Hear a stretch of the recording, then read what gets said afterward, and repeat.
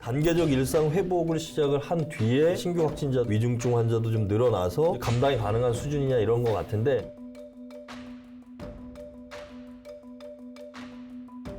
백신에 대한 두려움 이런 것들이 좀 가장 좀 걸림돌이 되지 않을까. 주민들의 참여가 좀 절실한 상황에서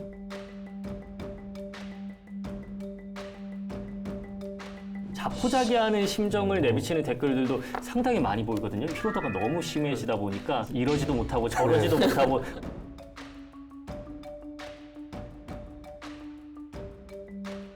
지금 언론 보도에도 계속 나오는 것이 뭐 실질적인 고용 창출 효과가 이어지냐 안 이어지냐 문제인데 정규직이냐 비정규직이냐 이 문제도 있고.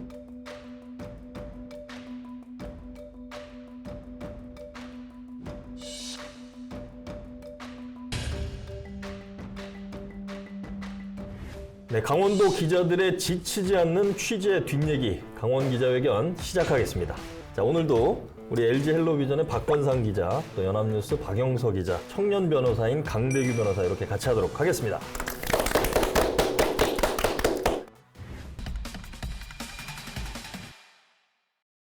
오늘도 코로나 얘기로 좀 시작해 보려고 그러는데, 뭐 연일 확진자들은 계속해서 나오고 있어요. 그래서 좀 상황들은 계속 변화를 하고 있는데, 일단 그 정부가 발표한 특별 방역 조치 강화 방안, 여기에 대해서 좀 먼저 듣고 갈까요? 네, 12월 3일이었죠. 네. 김부겸 국무총리가 이제 사적 모임 허용 인원을 수도권은 최대 6인, 비수도권은 8인까지 제한하는 방역 대책을 다시 내놓았습니다. 예. 지금 기존에는 우리 수도권에서는 최대 10인, 뭐 비수도권에서는 12인이었는데 네. 또 이렇게 좀 사적 모임에 제동이 걸려버린 거죠. 예. 김부겸 총리는 일상에서 좀 감염 위험을 낮추기 위해서는 방역 패스를 또 전면적으로 확대하고자 한다. 그러니까 뭐 식당이나 카페 이런 것까지 또 다 확대를 하겠다는 거고요. 예. 이런 대부분의 다중 이용 시설에 적용하고 좀 실효성 있는 현장 안착을 위해 좀 일주일간의 계도 기간을 둔 뒤에 또 시행을 하는 거고요. 예. 그리고 청소년을 대상으로 하는 방역 패스 적용은 이제 내년 2월부터 실시하기로 했다고 밝혔습니다. 이게 이제 방역 패스라는 게 우리가 이제 백신 예방 접종을 완료한 사람들, 네. 그리고 만약에 접종을 완료하지 않더라도 PCR 검사 통해서 음성이 확인된 네. 이런 이제 증빙하는 문서를 가지고 있어야만 출입이 된다. 이제 이런 개념으로 그렇죠. 좀 네. 볼 수 있을 것 같은데, 일단은 뭐 이 지금 사적 모임 수를 좀 줄여놨어요. 그래서 좀 모임을 좀 적게 해가지고 접촉 빈도를 좀 낮추겠다. 예. 그리고 다중이용 시설에 방역 패스를 전면 확대 적용해서 비접종자들의 감염 확산 이런 거를 좀 줄여보겠다, 뭐 이런 취지인 것 같은데, 이거 어떻게 봐야 될까요? 여기에 지금 특이점은 영업 시간 제한은 없는 거와 예. 이 방역 패스가 있는 것인데 네. 그 아마 지금 1일 확진자가 거의 5,000명 수준에 육박해서 이렇게 특별 방역 대책이 나왔는데 네. 만약에 1일 확진자가 10,000명을 거의 치솟는다. 네. 이러면 시간 제한도 같이 갈 수 있다고 보고요.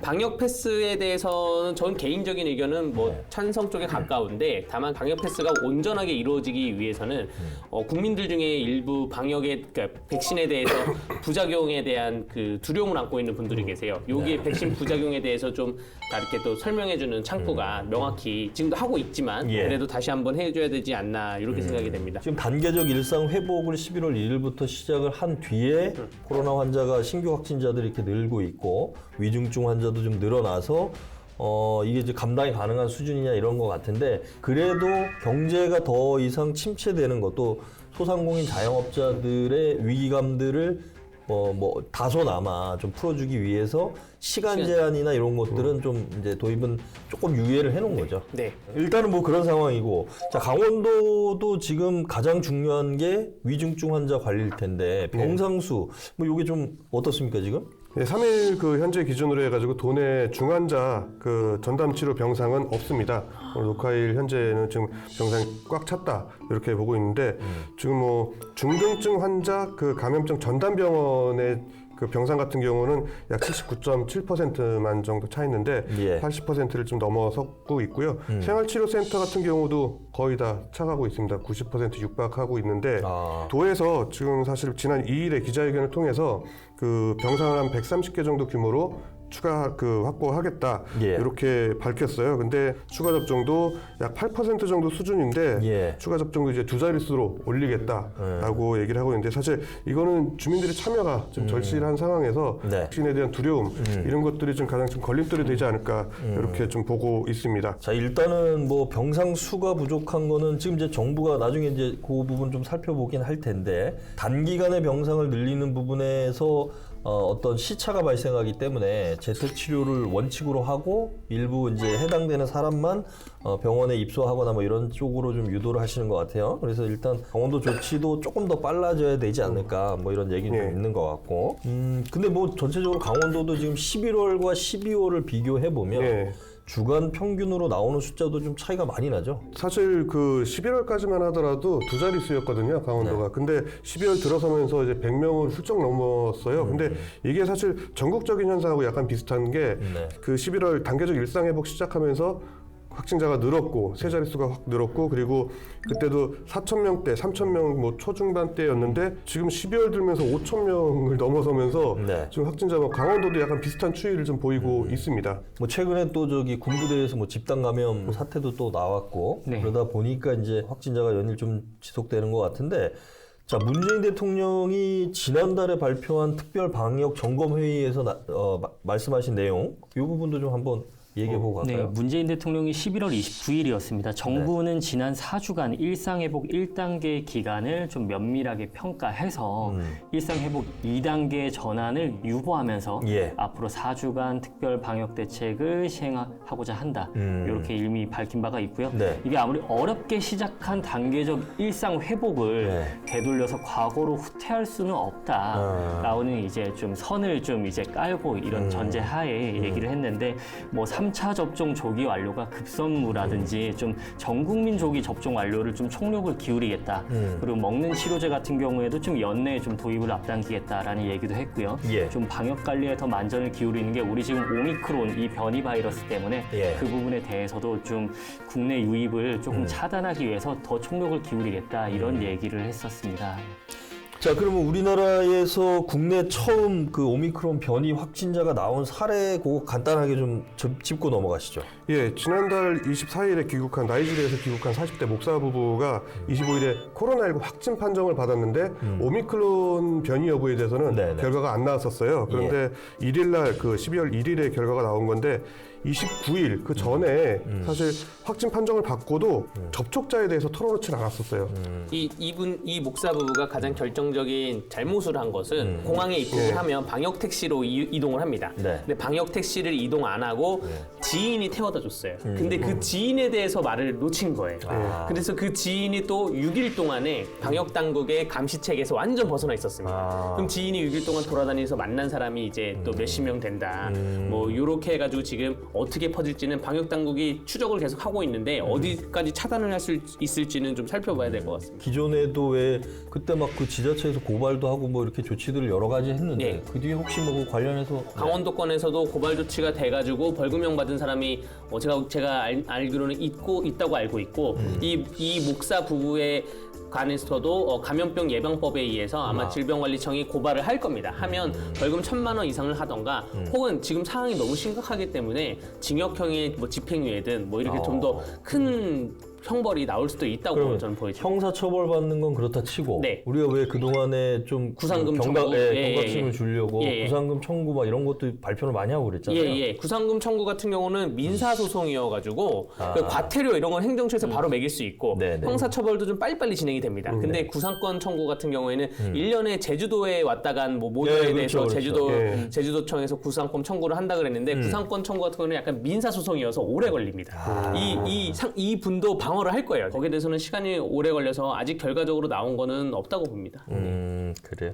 자, 일단은 뭐 오미크론 관련해 가지고는 계속 뭐 WHO든 뭐 여러 군데에서 조사를 하고 결과를 또 발표하는 걸 지켜봐야 될 것 같고요. 자, 뭐 이 관련해서 지금 강원도에도 발등에 불이 떨어진 게 해맞이 축제 뭐 이런 것들 전면 취소됐다. 일단 취소됐습니다. 태백산 눈꽃 축제도 태백산 눈 축제, 눈 축제도 진행을 하려고 했었는데 취소됐고요. 그리고 여러 가지 이제 겨울 축제들 이제 좀 활기를 띠나 기대를 했었는데 줄줄이 좀 다시 취소하고 있는 상황입니다. 올해 그러니까 2021년에도 해돋이 축제는 다들 네. 취소를 했었잖아요. 네. 그 당시에도. 그러니까 올해 같은 경우에는 아예 해변을 아예 통제를 네, 하기로 해변을 했었잖아요. 통제했죠. 근데 예. 이번에는 그렇게까지는 하지 않는다고 하더라고요. 축제는 안 하는데 해변은 출입은 가능하다.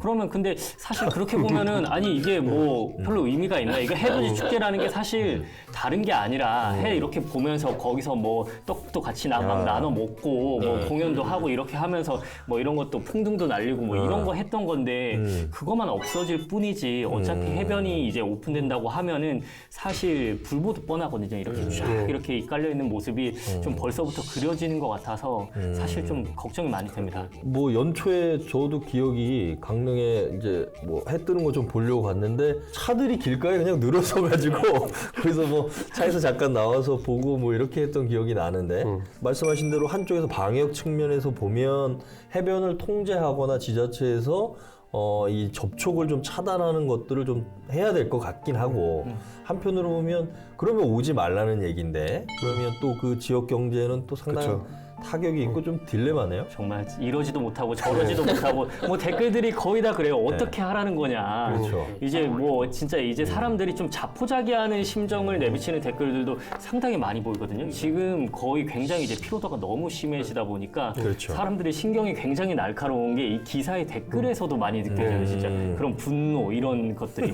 네. 그래서 일단은 뭐 지난번 그 아까 박영석 기자 소개한 내용에 조금 덧붙이면 그 특별방역 점검 회의에서도 이 부스터 샷이라고 하는 게 사실은 60세 이상 고령층, 그다음에 감염 취약 시설 입소자, 또 뭐 기저질환자 뭐 이런 분들은 추가 접종 간격을 4개월로 지금 단축을 했는데 다만 이제 그 얀센 백신 그리고 면역 저하자 이분들은 또 2개월 뒤에 바로 맞을 수 있게 조치가 됐네요. 얀센 백신 맞으시지 않았나요? 네네. 얀센을 제가 맞았고 6월 달에 맞았고 지금 이제 또 부스터샷 대상자가 돼서 네. 예, 신청만 하면 맞을 수 있는 상태고요. 저도 이제 조만간 또 맞을 예정이기도 하고요. 그러고 이제 마지막 남은 이제 또 한 가지가 10대 청소년 접종률 높이는 거. 이것도 지금 방역 당국에서 강조를 좀 하고 있는데 보니까 12세에서 17세 접종 기한을 내년 1월 22일까지로 연장을 했다 그러네요. 저도 뭐 애들이 중학생 애들이 둘이나 있는데 오늘 이제 2차 접종을 맞는데 애들 사이에 이렇게 물어봤더니 그게 이제 뭐 부모님이 그렇게 생각해서 안 맞는 건지 그래서 그런 부분에 대해서는 방역 당국이 진짜 이건 안전하다 오히려 맞는 게 어린 학생들한테도 안전을 위해서 더 중요하다 이렇게 좀 홍보를 좀 많이 해야 될 것 같아요. 네, 그런데 사실 뭐 건강한 사람일수록 백신 맞고 좀 후유증이 좀 심하다, 많이 아프다 이런 것도 좀 있고 해가지고 그런 생각도 많이 하는 것 같아요. 치료제도 이제 곧 나올 텐데 굳이 이 백신 후유증을 해야 될까라는 그런 생각도 좀 많이 있는 것 같고요. 부작용이 뭐 아예 없다? 근데 여러 사례들이 좀 나오니까 불안감을 좀 많이 키우곤 있어요, 이게. 아니 근데 그거는 좀 나는 그 언론 보도 중에 진짜 이게 우리가 생각해 보면 1차, 2차 접종까지 완료한 사람이 4천만 명이 넘어갔죠. 네. 4천만 회를 했는데 그 중에 이상 반응이 나오고 물론 이제 사망 사례 중에 일부가 뭐 인과관계가 밝혀진 것들이 이제 있을 수는 있는데 대단히 미미한 거죠 우리가 생각해 보면. 그래서 포털에 떠 있는 기사들 보면 백신 맞으면 다 이상 반응 다 죽을 것 같아. 그러니까 이런 거는 너무 좀 기사들이 조금 너무 선정적이거나 자극적인 기사들 때문에 불안해하거나 좀 뭐 우려하시는 그런 생각들이 좀 있는 것 같아서 조금 더 좀 정확한 정보를 우리가 기자들이 좀 전달을 하면 어떨까 뭐 이런 생각이 좀 듭니다. 네.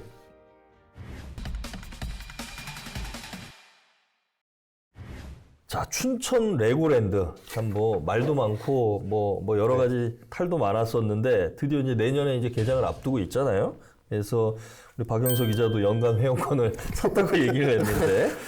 자, 이게 내년 이제 어린이날에 개장을 한다고 하는데 지금 뭐 예. 진행 상황 좀 설명해 주실까요? 지금 현재 공정률이 지난달 그 19일, 그러니까 20일 정도 됐을 때 네. 98% 정도였고요. 지금은 99% 정도로 이제 추정이 되고 있고 이제 마무리하고 예. 5월 5일날 개장을 하지 않을까 이제 완벽하게. 그리고 그 전에 이제 시범 운영이 들어가겠죠. 예. 이게 이제 일단 뭐 내년 어린이날에 맞춰서 뭐 개장하는 것도 뭐 나름 마케팅 일환이겠죠. 그래서 뭐 그 시기에 또 코로나 상황이 또 어떻게 될지 그분들도 아마 이제 고민을 해서 개장 시점을 잡은 것 같은데, 요건 뭐 어떻게 좀 얘기를 해볼까? 어떤 효과들, 뭐 기대만큼 효과가 날까요? 관광 시설에서 중요한 게 이제 주차장 문제인데 그렇죠. 주차장 문제와 숙박 문제인데 그 부분이 이제 우선적으로 해결이 돼야지 아마 시너지 효과가 같이 날 수 있고 이 문제가 해결되지 않은 상태에서 개장이 되면 오히려 온라인상에서 굉장히 반발이 살 수가 있다라고 저는 생각이 듭니다. 네. 그런 거고 그리고 그 관광 효과 이외에 고용 창출 효과인데 뭐 정규직이냐 비정규직이냐 이 문제도 있고 네. 근데 이것이 만약에 레고랜드 코리아의